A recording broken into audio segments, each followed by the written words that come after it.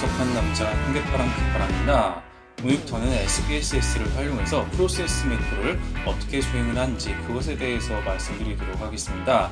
자, 프로세스 매크로라는 것은 주로 이제 매개 효과나 조절 효과, 조절된 매개 효과 이런 것들 있잖아요. 여러분들께서 이제 많이 사용하시는 그런 방법들이 이제 여기 다 들어가 있다고 보시면 되겠는데, SPSS 그 자체로도 분석이 수행이 가능하지만은 뭔가 좀 소베 테스트가 과거엔 많이 쓰였어요. 많이 쓰였는데 요즘 이제 헤이즈 테스트를 통해서 조절 효과나 매개 효과의 어떤 유의성 그것을 검증하는 데 있어서 이제 자주 사용이 되더라. 이런 것으로 생각을 하시면 되겠습니다. 따라서 이제 여러분들이 SPSS로 이제 논문 쓰고자 하신다면은 프로세스 매크로를 이제 익혀두면 굉장히 좋습니다. 이런 부분들을 이제 유용하게 좀 전달할 수 있을 것 같아서 제가 이렇게 영상을 준비해 봤고요. 자, 그렇다면 이제 어떻게 분석을 수행하는지 한번 살펴볼게요.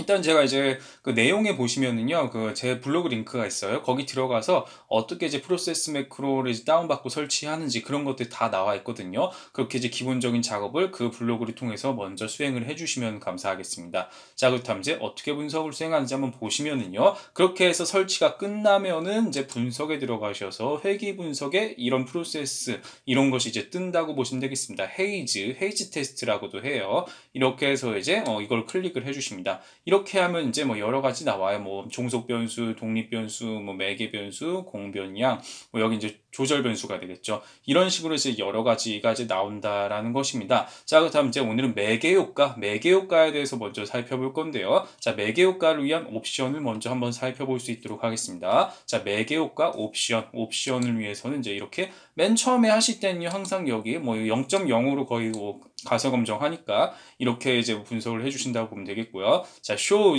total effect size 모델이랑 이제 여기 effect size 요거 두 개를 이제 이렇게 체크를 해주십니다.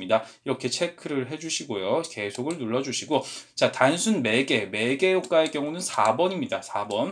자, 4번을 이렇게 클릭을 해 주시고요. 자, 이를 바탕으로 이제 저는 각각 좀 설정을 해볼게요. 어떤 식으로 이제 분석을 할 수가 있을까? 일단 이제 종속 변수. 자, 종속 변수 같은 경우는 저 같은 경우는 PA량을 해볼게요. PA량. 자, PA량이고요. 이제 독립 변수는 능력치고 이제 여기에 공격력을 매개해 가지고 과연 통계적으로 유의하다고 이제 볼 수가 있는가? 그것을 살펴보겠다는 의미가 되겠습니다. 자, 그렇다면 이제 어떻게 분석을 수행하는지 한번 확인 눌러볼까요? 자, 확인을 누르면요, 이제 SPSS 결과가 이제 나타날 겁니다. 자, 이게 참고로 조금 시간이 걸려요. 조금 시간이 걸립니다. 자, 이렇게 해서 지금 분석을 수행하고 있다는 의미가 되겠습니다. 이렇게 해서 이제 보시면은 어떤 결과가 나오는지 함께 살펴볼 수 있도록 할 건데요. 자, 이렇게 이제 행렬로 해서 이제 결과가 이렇게 나오면 되는 겁니다. 자, 이렇게 보시면요, X, Y, M 이런 것들 제가 아까 설정한 그대로 나타났다라고 보시면 되는 부분이죠. 자, 우리가 이제 여기에서 중요하게 봐야 될 부분, 자, 중요하게 봐야 될 부분들은 이제 좀 아래쪽에 있습니다. 아래쪽에. 자, 총 효과, 그리고 이제 직접 효과, 간접 효과, 이렇게 이제 볼 수가 있다라는 것입니다. 자, 총 효과라는 것은 무엇인가?